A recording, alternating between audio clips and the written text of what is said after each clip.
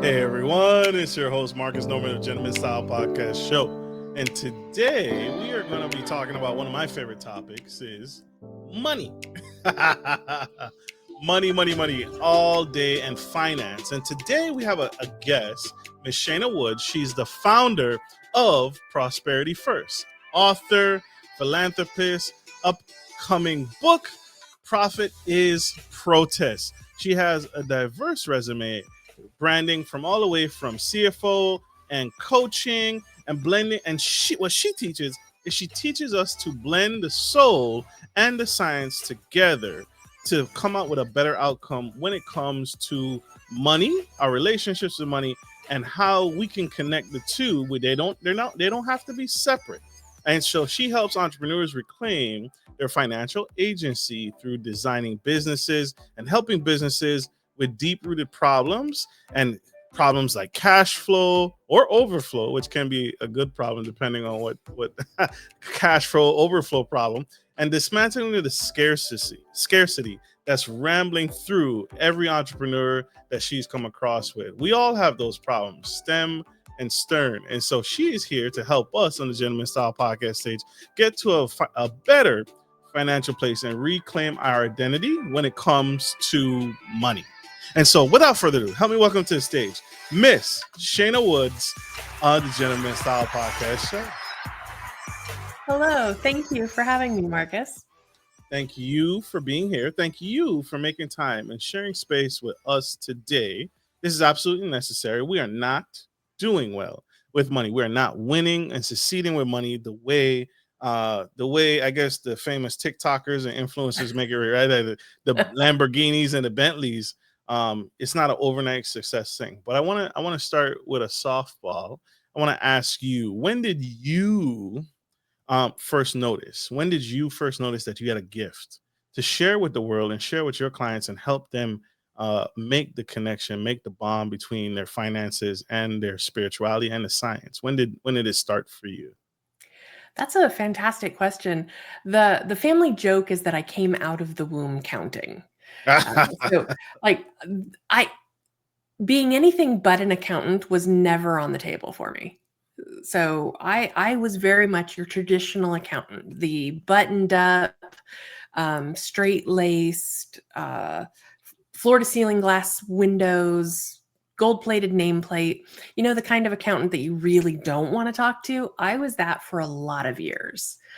And then you could call it the dark night of the soul, you could call it burnout, but I completely collapsed under the weight of the work that I was doing and how much I was holding. So I went into a 2-year drought, for lack of a better word, where my entire body collapsed. I was seeing doctor after doctor that couldn't figure out what was wrong with me. I lost the sensation in my hands and my feet, so I was struggling to walk or carry anything. And there was this moment, I was at a concert, and this gentleman held a note for 17 seconds. Now remember, I count everything. So it was exactly 17 seconds. And in that 17 seconds, everything in me stopped hurting. Physically, emotionally, spiritually. And then after the concert was over, I still felt good.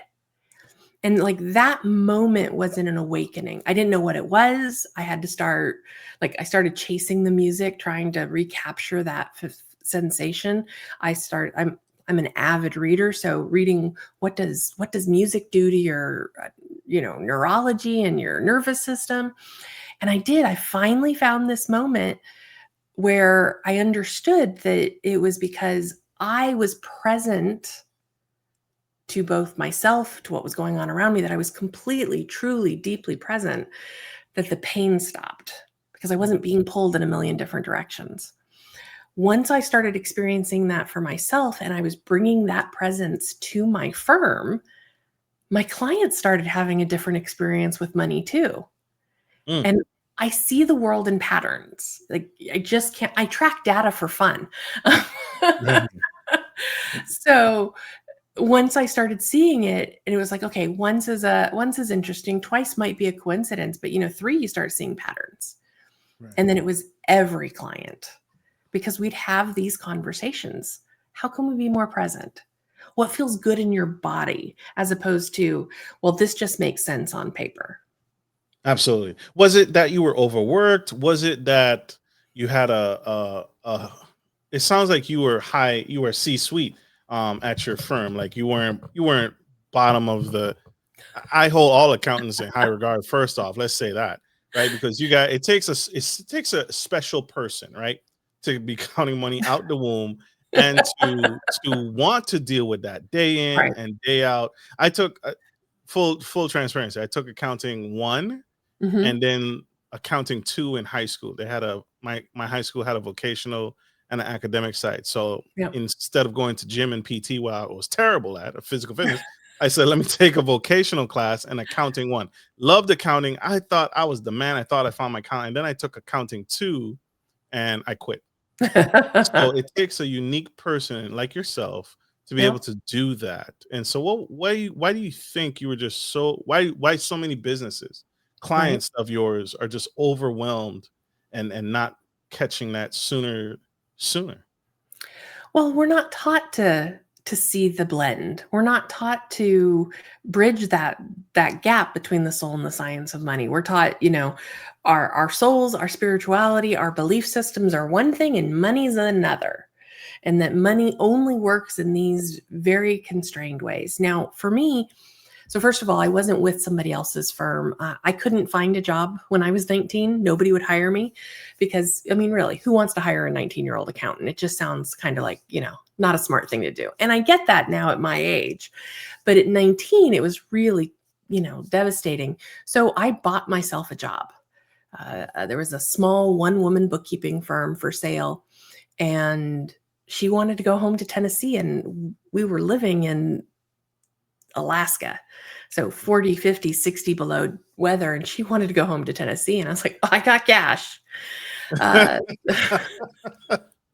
You saw an opportunity to I work saw an for yourself. opportunity, but I had no idea how to run a business. And running a business is a completely different skill set than being a good accountant. Okay. So I did everything wrong. All the things you shouldn't do as a first time business owner, I did. Uh, I hired feel friends, I didn't pay feel my taxes properly. I feel like accountants are natural business owners. No, absolutely not. They are two completely different skill sets. Now, I could manage my own books. I didn't know how to sell. I didn't know Mm, anything about customer management and, building those relationships. I knew nothing about marketing. right, And of course, right. this was in the 90s. So my brilliant first move, and it really was I changed the name of the business from Interior Bookkeeping Services to Advanced Financial Services because then I'd be first in the phone book. See, I knew it. I knew it. That's smart. Yeah. So I did that. Uh, and like I did well. Like I kept 17. No, she had 17 clients. I kept 14 of them. They were like, 3 of them were like, no, we'll go find our own people. So I kept 14. And then I grew over the course of 2 years. I had a whole team. Like I grew big, I grew fast, but I was working 80, 90, 100 plus hour weeks. Mm, mm, And I mm. was doing it in the way that I believe to be a successful accountant, you had to show up. I am not the structured suit type person. I'm not the glass wall type person. I mean, I don't know if this video is going to be going out to your people, but if they can't see me, I have pink and purple hair and a full sleeve of tattoos.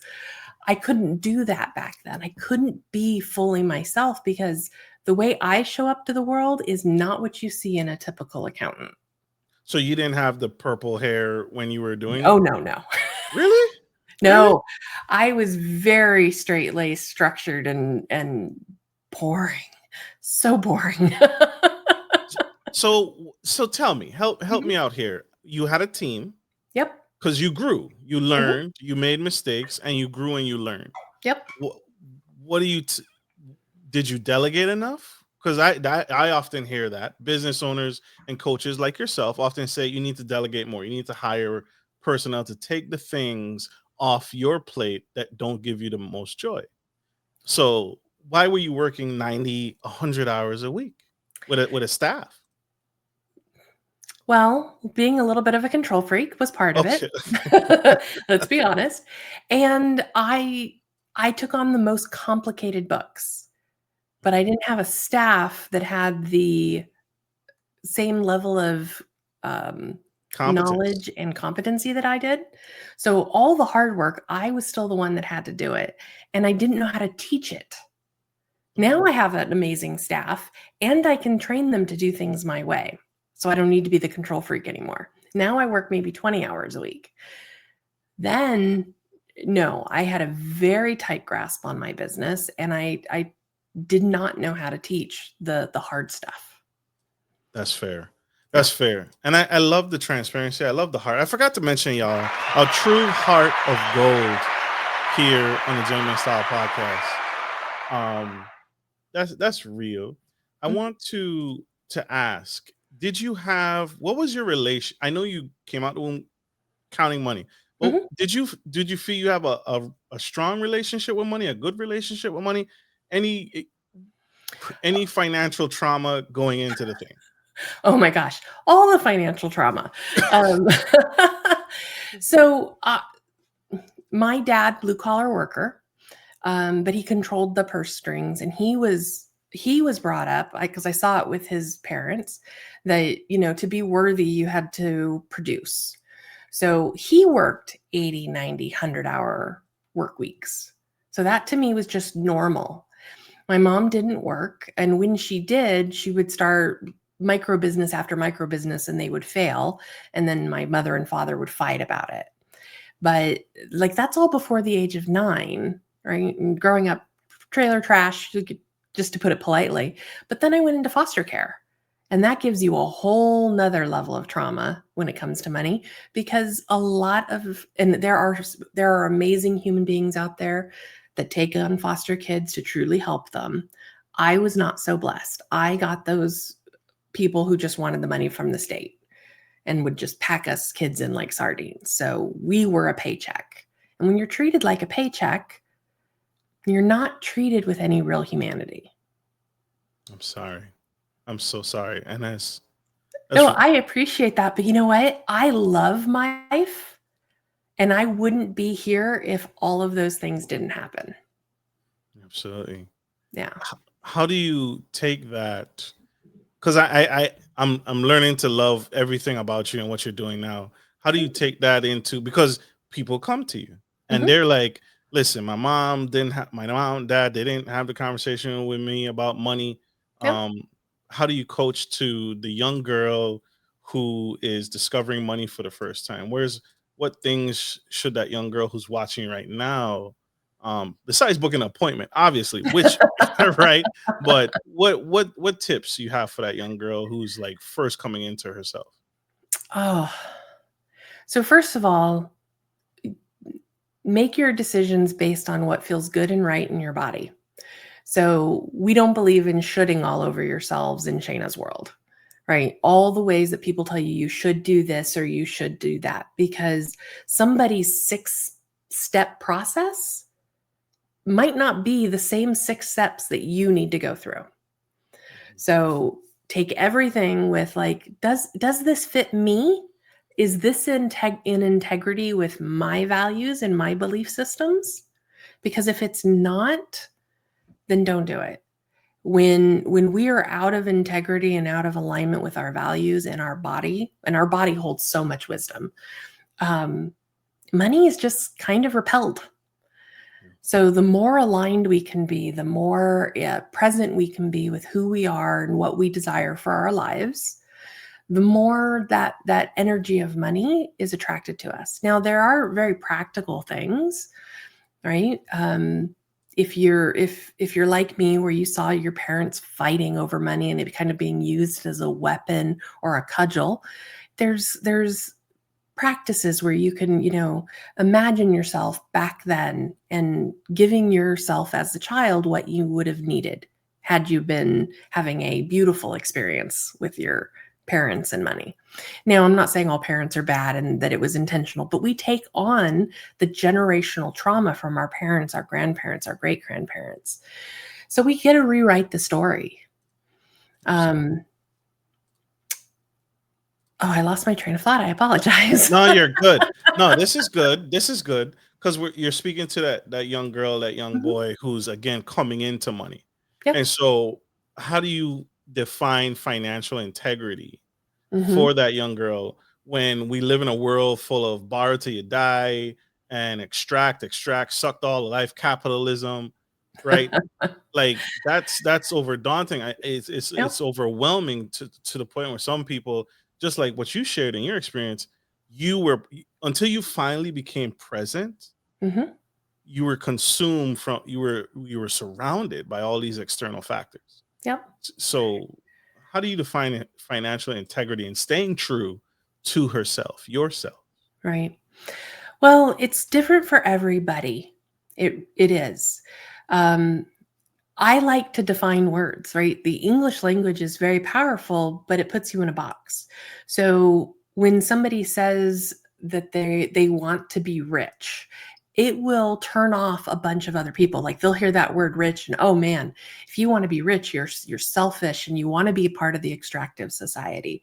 Um, the reason I renamed my business from Advanced Financial Services to Prosperity First is because my clientele really responded to that word prosperity.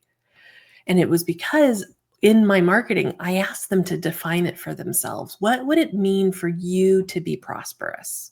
Some people want the fancy cars and the fancy houses and the first class travel everywhere. And that's great. If that's what feels good and right for them, there is zero shame in that, right? I believe, and this is what I would tell every listener, regardless of age and how recently you started earning and making and keeping money, is that you deserve everything you desire simply because you exist and it harms no one. Mm, And that's the extractive part of the economy that we that or that's the part of the sentence that the extractive economy wants us to forget. And it harms no one. You can have everything you desire as long as the steps you take to make it happen harm no one. absolutely. Absolutely. This is good. Thank you. She's talking to me, y'all. I'm being selfish. The beauty of podcasting is I get to be a little selfish here and ask ask questions and sneak my questions in there. So that's a beauty. Another round of applause for Miss Woods. So I love that. Don't harm anyone. Stay true to yourself, and you deserve everything because you are here, and Mhm. what your heart's desire is and can be afforded to you. Yep. Um, can I be spiritually aligned, ethically aligned, and still charge, premium rates, high rates? Absolutely. Nothing Absolutely. wrong with that. Okay. There is nothing wrong with that. One of the things that I teach, because so many of my clients are impact driven, right? They're not chasing money. They're chasing the impact. And they've got the stories of it is better to give than receive. Uh, Rich people tend to be jerks. Like all billionaires are bad. You can't have that lifestyle that maybe there's a part of them that really they crave it without extracting from somebody else. Because if I have it, they don't. Right? They have all those stories, but they want this massive impact. And here's the image I would like you to have. I mean, we all know the cliche that you can't pour from an empty cup. Yes, ma'am. And what we tend to do, those heart-led, impact-driven people, is that we pour a little into our cup and then we pour it all out onto somebody else, right? We give, and we deplete ourselves. What if instead we filled ourselves so deeply, spiritually, healthy food, lifestyle that gives us deep and profound pleasure so deeply that we can then serve from the overflow? Because we just keep pouring into ourselves and it just keeps overflowing into the world. Doesn't that feel a lot better in your body to think about? It does. Yeah. It absolutely does. So if the lifestyle that you desire, whatever that looks like, means that you need to be a millionaire to make that happen, and you know what you have to offer, whether it's a W-2, wage earning job, or you're a business owner and you have services that you sell, we can reverse engineer what you need to charge in order to make that lifestyle possible, because everything should be based on you first, so that you have what you need to give to your family, to take care of your friends, the wider family, your clients, community, whatever that is, so that you can then take care of the world. And when we have that mindset, and our impact allows us to go out in that ripple format, right? We start talking about basic wave dynamics. I mean, like, let's get science here. And those ripples become waves. They get bigger, faster, they go out further. And we get to have that impact that we know we're here to have. Absolutely. Absolutely.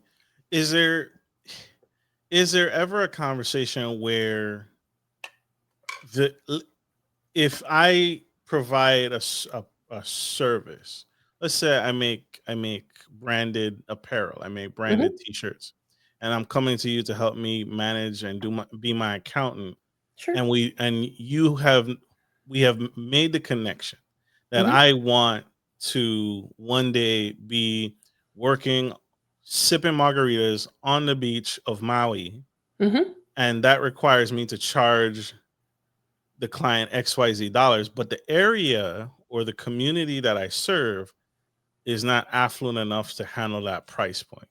Do do I still do we still declare it and connect with it and say, listen, that's what you want, that's what you have to charge? Or is there ever a conversation where we work to also kind of find the center ground with the local economics? Well, we get to do both. It's both Okay. and, right? Yes. Rarely is there a no that just you cannot do that. Um, if we're talking about branded t-shirts and a brick and mortar, then you are going to be looking at more about what your local community is going to be asking. So then well, maybe it's not price, it's quantity. How do I sell more? Mhm. How do I open up other revenue streams? Like, hey, we live in an internet society. You are not fenced in by your local economy. Ah, We have a world stage. so I don't have to just sell You don't have t-shirts. to just sell t-shirts or just to your local economy. And we can set up our business models so that we can be accessible at different levels for different groups. But what we don't ever want to do is make assumptions on what somebody else is willing to pay. Right? When we make an assumption that they can't afford whatever it is, then we're playing God with their sovereignty. And that is not our place. Yes, sir. That makes sense. I love that. Ooh. That's a mic drop moment for our audio listeners. For our audio listeners, that was a mic drop moment. That was incredible. At what point should I, we're still in the t-shirt business. Okay. Now you have helped me figure out, okay, I have the space. I'm now online Mhm. selling. My sales are growing every day. I'm coming in. I'm printing more and more and more. At what point should we start considering bringing in staff and making our first hire? That's question number one. And number two, who should my first hire be? Oh. A lot of people come with, you need to hire a sales, get the Mhm. sales going, or should it be HR, or should it be, we've already got the accounting piece. So finances is taken care of in that aspect. Well, who should I hire first? It's going to be that conversation is going to be unique to each person and what their goal is. Fair. Okay, so uh, t-shirt shop. Yes, ma'am. Your brick and mortar is going well. Your online sales are going well. If the conversation is, Shayna, like the money's good, and I'm working way too many hours, Yes, ma'am. then the first hire needs to be somebody who can take stuff off your plate so that you don't need to be working as many hours. right?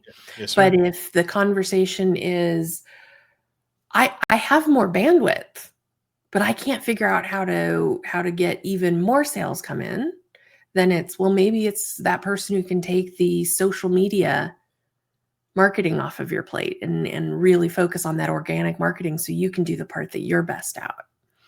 So each conversation is going to be different because your needs and the amount of time you want to be putting in and where your skill set is going to be different person by person by person. Like I said, I don't have any 6-step formula that everybody fits into. That's fair. That's fair. How do I hire the right personality type or the right person for my team? Um, Oh, that's a tough one. but And that's the so someone this has stuck with me. Someone said you should hire people generally hire who they like, right? Mhm. Do I enjoy working with Shayna? Can I see myself having a coffee, right, with this person, with this hire?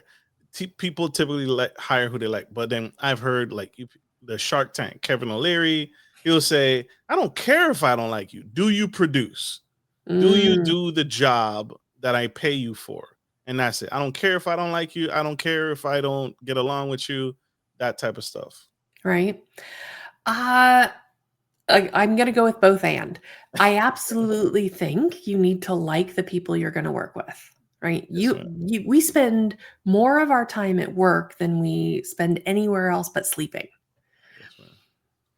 You want to enjoy the people you work with. When I'm looking to hire a new person, I am very clear in my job ad, like the values of my company. I can train a skill. I can't train values. So I'm looking for a values alignment, which means I got to like you. That's right. I can train you to be a productive participant in my business. I can't train you to be a good, kind, decent human being. Absolutely. Absolutely. I love that. Good. I love that. That is necessary, Hmm. and it's definitely a juggling act. Hmm. I want to talk through um it's hard.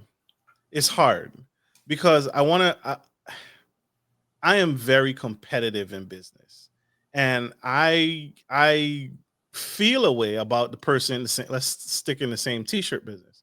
If someone else is making T-shirts, Hmm. right? I what we talked about earlier. I can achieve anything I want to as long as I'm not hurting anybody else. Yep. Me stealing clients or working hard to provide good customer service, good customer experience is in the long run stealing clients from them, right? The competitor down the street. So, It's not so I'm stealing, okay. Okay. Expound. Help. Because right? it's like they're doing less sales and I'm doing more because I have a superior product or I have a value system that Hmm. aligns with people and Yep. just like you when you went from 14 clients to in excess of however many, so now you have a staff and all those things, but you're taking away from the next accountant. See, and I don't believe that I have any competition. Mm, And not because I'm arrogant, right? It's not like I'm the best there is and I'm just nobody can compete with me. There are people that I am meant to work with. mm, And there are people that other accountants are meant to work with. Therefore, my people find me, their people find them. There's no competition. I don't compete on price. I don't talk about, hey, other businesses do this and I offer that. Instead, I show up fully present to what I do, who I do it for, why I do it, and I trust that the people I am meant to serve, to co-create with, will come to me. absolutely. Understood. Understood. That's fair. Does That's that fair. make you feel any better? It does. It Yeah. does. Well, and it's interesting, and it's actually a great question. I think Thank you. we can't move through the world without comparing ourselves to others. Right? We naturally compare our place in the world to everything around us. Like we have situational awareness. How far are the lights away from me? Where's the mic from where I'm sitting? But then we get online or we're talking to people in, say, a business group, and they're talking about how they just, let's use the t-shirt shop example. They just got an order for 1,000 shirts, right? And you're going, man, if I could get an order for 1,000 shirts, I'd be able to make payroll next month without even worrying about it. Right. We don't know how they are pricing their t-shirts. We don't know the cost of their business, whether maybe they're paying too much for rent for their location. Maybe they're doing it all by themselves and they're working 100+ hours. Like, so we're comparing some vanity items, filtering it through what we would experience if we had that 1,000 shirt order, and making it mean something about them. Again, we're making assumptions. We're not being present to who we are and what we're doing. And that's really all we need to do, is we just need to mind our business. Love it. Love it. Mind your business. That's good. I want to backtrack here to what you teach is the Audacity protocol. And so how is this the most powerful business strategy? And again, I hear a word called imposter syndrome.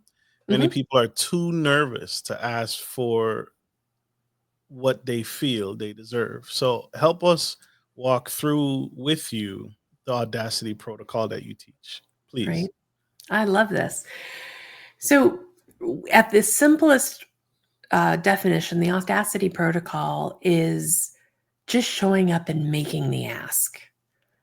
Any ask, right? Whether it is asking, like putting yourself on sale and saying, hey, this is what I offer and this is what I charge for it. That's making an ask. But so is, man, I really need help. I need to be supported. Will you help me? Too often we are taught, and I don't even think it is intentional, but we are taught that asking is selfish. Asking for the help we need makes us weak. True. Right? Being open and vulnerable. Like, no. People are going to make these assumptions about you. And if you have to ask for help, why should we trust you to help us? Right? All of that is so painful to live through. It makes for a very lonely business. It does. It does. And it doesn't feel good. No. It doesn't initially it doesn't feel good. How do you I don't think it ever feels good. Okay, I was just about to ask you for the cheek. I was just about to ask for the antidote. How to get past that? Okay. I have been the lone wolf. Do it all myself. Don't ask anybody for help. Hide my tears. Show up regardless of anything else that's going on. And it destroyed my body. It nearly destroyed my marriage. I had $1 million business one year that only made $35,000 the next, because I completely collapsed under the weight because I couldn't ask. I couldn't ask for the rates that would actually allow me to work the hours I wanted to work while doing the good work that I do. I couldn't ask for help. Not from my husband, not from friends, not from business coaches, not from God, right? I could not ask. I just had to suck it up and do it on my own. Audacity is, Marcus, this is who I am. Purple hair, pink hair, tattooed, blending spirituality and math. And what I know to be true, when you allow me to show up to your world in this way, I can take that t-shirt shop. I can make it more profitable. You work less hours doing something more impactful that you love in a way that fills you up, takes care of your family, allows you to give to the charities and organizations that you are passionate about. And yes, it's going to cost you to do it. But I know with complete certainty that my work will make you more profitable. I will end up paying for myself. That's Absolutely. pretty bold. That's audacious. And it comes from being present and being willing to ask for what I need in order to have the life that I desire. That is, that's good, and we need more of it. Yes. We need more audaciously bold because everyone, people can tell. Hmm. Your clients can tell when you're nervous, or not even nervous. That's not the right word, but when you're not confident in what you're offering. Yeah, I think I can do your books. I Right. think I can make this work. Versus, hey, I know I can make this work. Here's my Hmm. resume. Here's my Google reviews. Yep. I know I can do this. You just have to say when, right? And it's fascinating because I know of people who are absolute best at what they do, but they are not confident in saying that they are the best at what they do. Right. Right. So when they have the conversation with a potential client, they do come off as lacking that confidence. And if you lack the confidence to say, hey, I charge $1,000 an hour, the client goes, I don't know if they're that good at their work. If they're not confident in asking for whatever price they're naming, are they really good at what they say they're going to do? Right. That's true. They can sense it. They can feel it. Yeah, It may it may even lead to absolutely. a negotiation or two. It's like, all right, Oh, can I talk it down? oh, well, I really can't afford that. So I like to set up my business so because I get price objections all the time. Not everybody can afford me, and that's fantastic. And I have my Substack, which I hope you and your followers will come join me on, which is profitasprotest.com. Because if you go there, it's free 5 days a week. I am sharing my wisdom, I'm sharing practical tips. If you take one of them, it can change your life. If I can change your life with one tip, when you're ready to hire, you're going to remember me, Absolutely. right? Profit is protest. Profit Yes. as protests on the website. And for Yep. our audio listeners, that's www.profitasprotest.com. What is that? How did you come up with that? How did you come up with profit as protest? I was journaling. It was back in May of this year. And I've really been struggling to talk about my business, to say, hey, I'm an amazing accountant, hire me, right? Because of everything that's going on in the world between, the US administration, Gaza, like all the things. It just felt really uncomfortable to talk about business as normal. And so I was journaling about it and I wrote the words in my journal, profit is my protest. And I went, yes, my money is my vote. I get to choose. I mean, money speaks. We know this. Yes. I Yes. get to choose where my dollars go, and I get to put them behind what I believe. So every dollar I spend, I check in with myself. Like, as I am putting this money out in the world, is it going to the people, the places, the organizations that also value the things that I value? Absolutely. That's being accountable. That's That being is. accountable to the money, and Yep. ensuring that the things that you want to align with or are in alignment with are going to the exact sources and resources that you want. Exactly. I mean, I think small business owners today actually have more power than we've ever been led to believe. And we're waking up to that.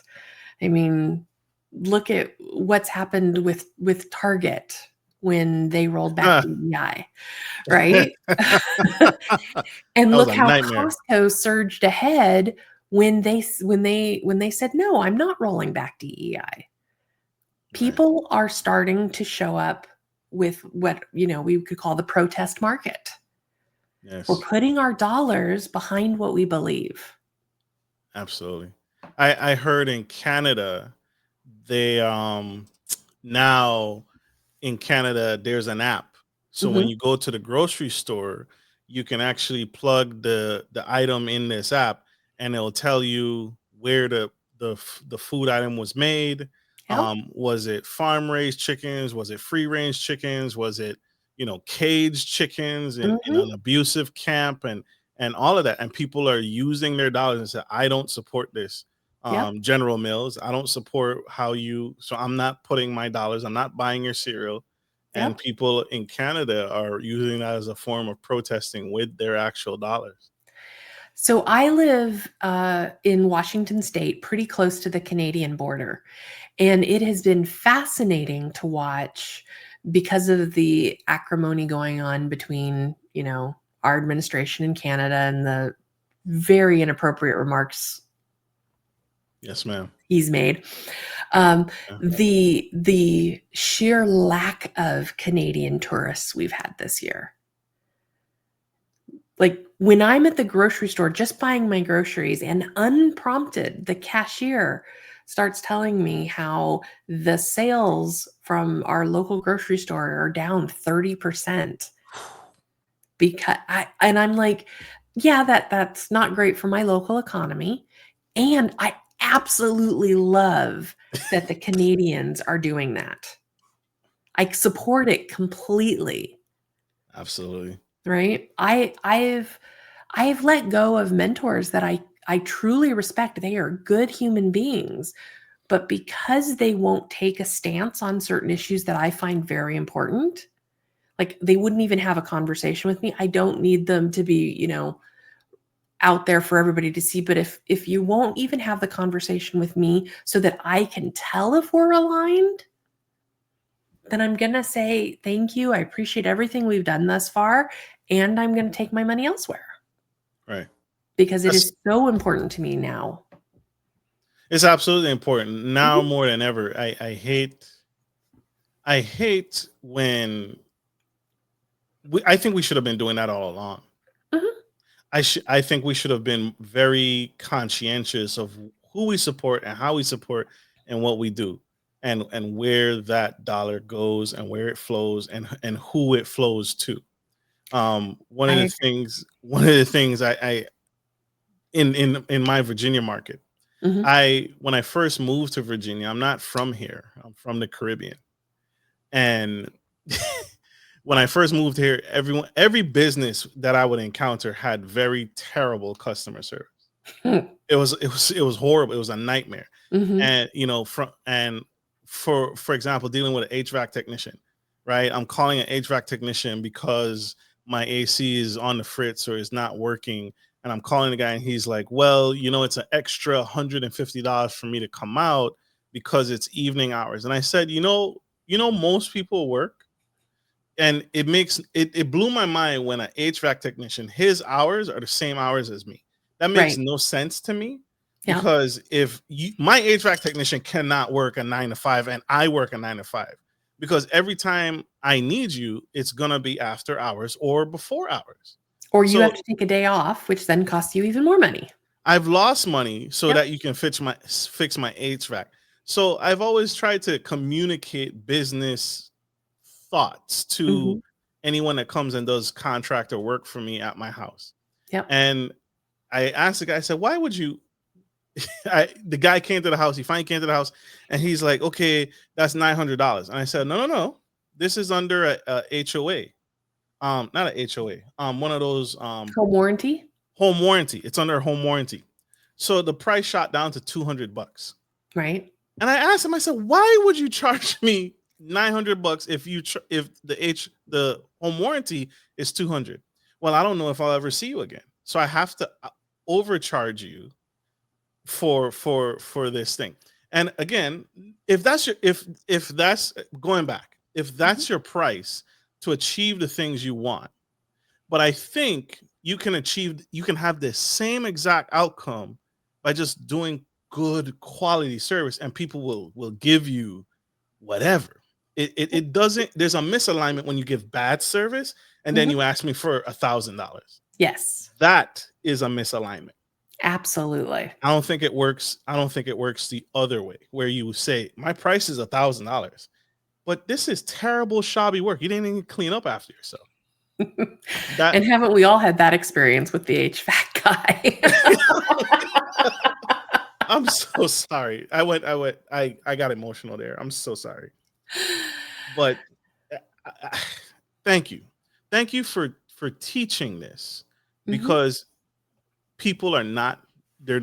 There are people doing the right thing, and there are people that are not doing the right thing. I want to go ahead. Go ahead. I was Sorry. going to say, and the people not doing the right thing will have success in the short term. Yes.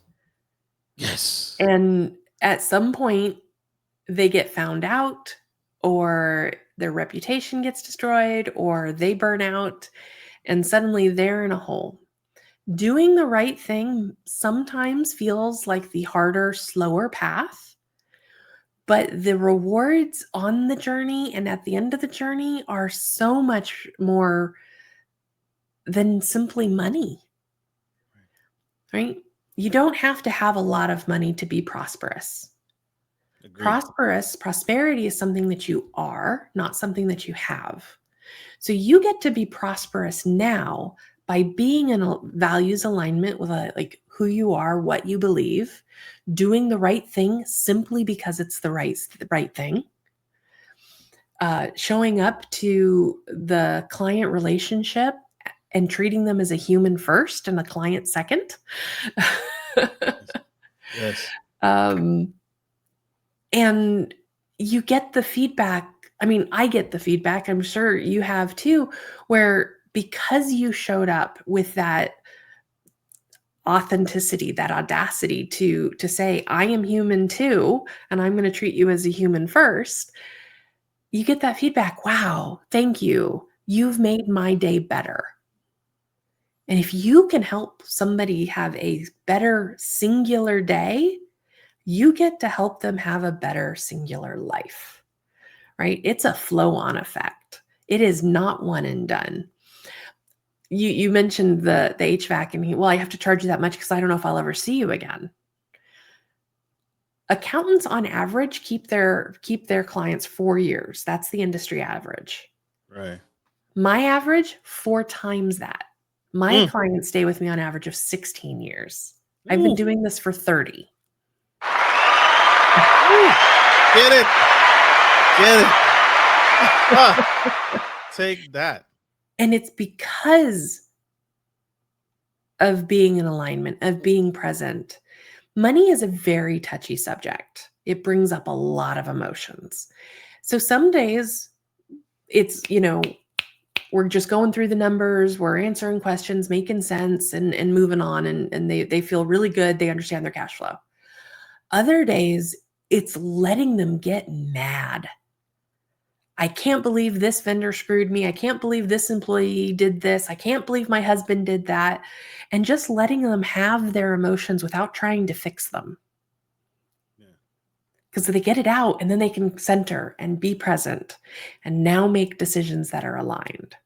Absolutely. That's something that I can't imagine most accountants. You're a therapist. You're the money therapist. I have had clients tell me I've saved their marriage. Yeah, I believe it. I totally believe it. And that's the human connection. I have to connect with you as a human. Yeah. And if I can get that, if you can see both of us on the same page, they'll empty their pockets for you. It's like, oh, Shaneh, whatever, here you go. Send me the invoice. It's paid. Let's on to the next one. Because you connected with them on a deeper level. I recently, it was March of 2024, was in the process of buying this beautiful home that I am, which is a dream home. Beautiful view. I've got a view of Bellingham Bay and Mount Baker. Like it's glorious. And 3 days before we got to closing, the underwriting team came back and said, oh, by the way, we need you to bring an extra $56,000 to the table. Ooh. I'm really good at what I do. Right. And coming up with another $56,000 in 3 days is like, yeah, no, I'm good. I'm not that good. So I had to ask for more time, which was audacious ask number 1. But then I went to my clients and I let them know what was going on. And I was like, so I've got some things that we can do that would help me generate some money. I had a list of items that they could, possibly do. And nobody said yes to the things that I thought they would. Instead, they took me up on it when I said, please take advantage of me. And I said it just like that. I'm like, ask, what do you need? And let's make a deal. And I had clients offering to prepay for an entire year if they could get this much of a discount. I had one person who had previously paid me by wire, so they just wired me some money without telling me. And I had to look it up and oh my gosh, thank you. And they're like, you're welcome, and don't you dare apply that to my next invoice. And it was because of the relationships I've built. It's because of the work I did to be the person who could hold the vision.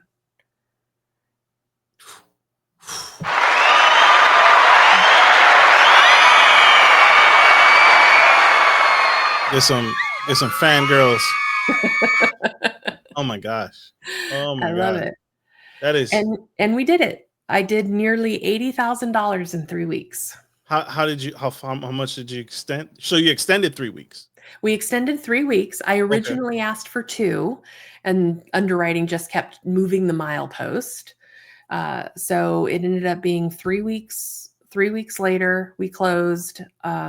In that 3 weeks was just under, I generated $80,000.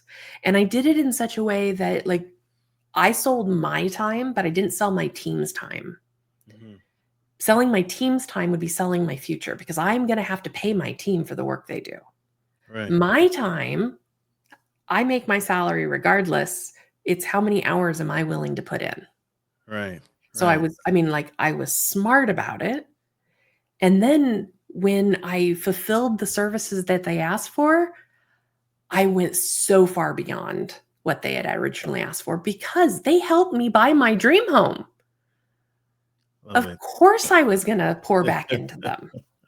Of course. And of course they're all still my clients, because we showed up to the relationship. We treated each other as humans. And the most beautiful thing, beyond them just asking for what they need, is when and if I make a mistake, because I am human, I have built the trust up that I can go to them and say, hey, I screwed up. Here's what I did wrong. Here's how I fixed it. Here's how I've made sure that the systems are in place that'll never happen again. And I am deeply sorry. And without fail, it's like, hey, I get it. You're human. We're fine. Thank you. Yeah. If I hadn't built the relationships that I built, I couldn't be a messy human, and I couldn't ask for the help when I need it. What? How dare you not be perfect? How dare you? See, this is part of my collapse, is I thought I had to be perfect. That's so real. Aren't we all? Mm-hmm. Don't we all suffer that, especially in business, Yep. especially with other people's money? Oh my God. I want to talk about, it hurts to think about it. Debt. That's a emotional, painful topic. Whether we're talking about student loan debt, personal debt, credit cards, bankruptcy, debt. Yep. How do you help clients release the shame? Here's a thing that I saw, and I don't know how this woman is still in business. She's an accountant. She has a firm. She has a team, and she's on social media. And she makes a post, and I don't even understand the mindset or the heart behind it. But she makes a post on social media saying that, oh, when I get a client, a first time client, new client, and they tell me what they're doing, or they tell me how they've been keeping the books, whether it be themselves on their own or with another firm, she shames them. And I'm like, that's not inviting. You know, she belittles them, she makes fun of them, you know, and then she'll like, okay, now I've had my fun, now let me show you how we're gonna fix it. And I'm like, talking about someone exposing their financial fupas is uncomfortable as is, right? If I'm booking you, I hope there's some humility, I hope there's some professionalism, but I definitely don't want you to shame me when I show you my financial mistakes. And one of them is debt. How do you help clients navigate and release the shame around their debt when they're coming to you for the first time, needing your help to right the ship? Well, first of all, if they've come to my website, on my about page, one of the first things you read, other than my list of values, is an apology on behalf of the accounting industry. Because that scenario you just described is actually not rare. It's very common where people who've come to me tell me how they have felt so much shame from their accountant based on what they've been previously been told or treated. And it's awful. So on behalf of the accounting industry, I'm sorry if we've ever made you feel that way. And I promise it will not happen if we ever speak. Second, when it comes to debt, first of all, let's reframe it. Debt is you're paying for something that you've already received, like a gift you've already received. Debt does not mean you made a poor decision. Debt does not mean that you were irresponsible. A bankruptcy doesn't even mean you were irresponsible. Now, that's not to say that we haven't all been irresponsible with our money at some point. We absolutely have. I have. But we had to learn somehow first. Second, our society is set up so that debt is about the only way you can move forward. I mean, we're taught about our credit scores very young and how important it is, and that you got to do this to get a credit card, and once you get a credit card, then you're going to want to get an auto loan, and then when you have an auto loan, you're going to get a house loan. Like, our society has been set up to create a debt market, and debt isn't bad. Overwhelming debt is. Debt for the sake of having stuff, trying to fill empty holes, not the best decision. But debt, when you've had to use it to survive, not shameful. Debt when you've made a choice to invest in your business, whether that investment paid off or not shameful. That was brave. You took a chance. Getting to the point where you have to claim bankruptcy because the predatory markets, the interest rates that are insane, have made it impossible for you to make payments and put a roof over your head and food in your belly. Not shameful. Not on you. It's shameful that our society has been set up that way. So one of the things that we do is, because so many people come to me and they're in debt, I have debt, is, okay, what are your goals, right? We reverse engineer from your personal goals. And if one of your personal goals is, I would really like to get out from under this debt, then we set up your finances in such a way that not only are you paying on your debt the amount that you need to each month, but we're building up that snowball, that thing that allows you to pay off debt faster, more easily. So it's all about your priorities, not mine. And I have zero judgment about the amount of debt you have or the amount of money you want to make. Absolutely. What I'm hearing is a plan. Yeah, absolutely. You help develop a plan.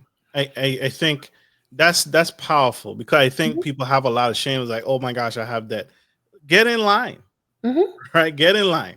Yep. There's so many people with that. So powerful, powerful, powerful, powerful.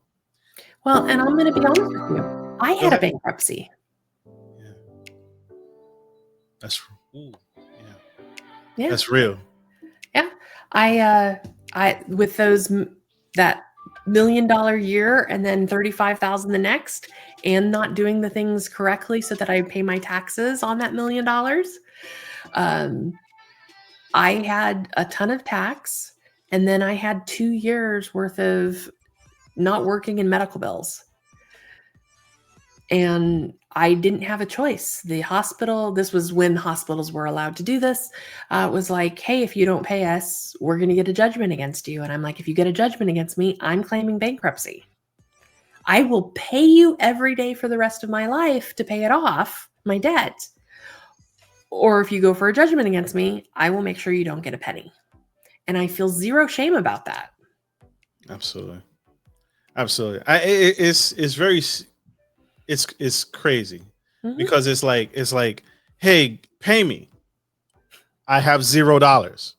I can't like I Can't can't get blood from a squeeze.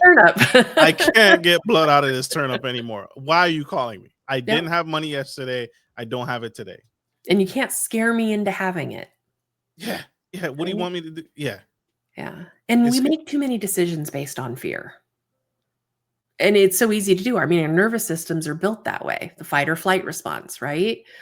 But when it comes to debt, what I see most people do is because of that fear factor, they'll, oh, I got a large chunk of money, I'm going to throw it down on my debt.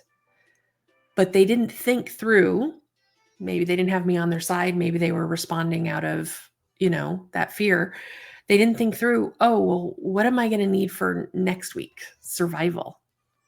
So they pay down a large chunk of their debt, and then they have to use debt in order to pay for the food the next week. Right? So if we set up a plan instead and make sure not just your necessities, too often accountants, bookkeepers, CFOs, when we put together a plan, we're like budget as spreadsheet. small as possible, right? As tight as possible so that you can have as much at the end as possible. And I'm going, that's no way to live. If the amount of money we set your plan up doesn't feel expansive in the day-to-day living, you're not going to be able to stick to any plan I create. You need to be able to have room to breathe, have room to have fun, room to, have a romantic dinner and big birthday parties for your kids and take care of your parents if that's what you need to do, and pay off the debt and build the retirement and build the kids' college fund and the travel fund. So any plan you make needs to have that breathing room, or it's never going to work. And if you don't know how much money you need to feel expansive, no amount of money you make will ever feel like enough. Mm. Mm. True. So true. Bars. Miss Woods, how can people connect with you? You are a force to be reckoned with. How can people connect with you? How can people find you? How can people get on board with this train that has left the station? This train stops at every station on the regular, so you cannot miss out, first of all. First, I would invite you to please subscribe to my Substack. That's profitasprotest.com. It is the quickest way to really immerse yourself in the philosophies and the things that I teach. And you get to do it for free. And it meets you where you're at. So if you're a reader, 5 days a week, you get a beautiful article, me teaching something. If you prefer audio, every afternoon, I record it as an audio format and you can listen. So whichever way you consume the information, it is there. And then if you come to my website, prosperityfirst.com, you can hop on my calendar for a quick chat and we can discover if I can help you or not. If I can't, I will send you towards the resources that can. And if I can help you, I'm going to invite you along on the rest of the journey. Absolutely. Powerful. Thank you, Marcus. This has been a great conversation. I've really enjoyed your questions. Absolutely. We have enjoyed you. You are absolutely phenomenal. I want to say this to you publicly.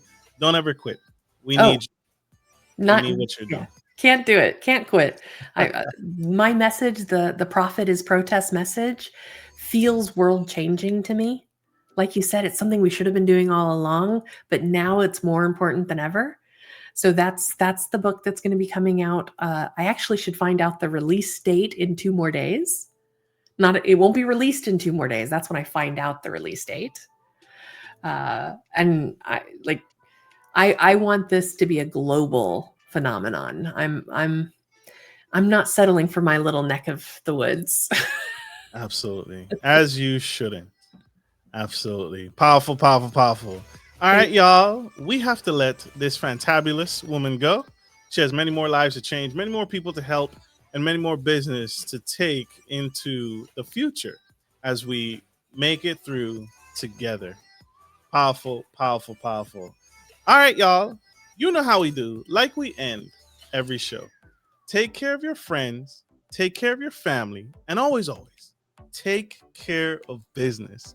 This is Marcus, your favorite gentleman, and the super fragilistic espialidocious Miss Shaneh Woods. Signing off. Love you guys.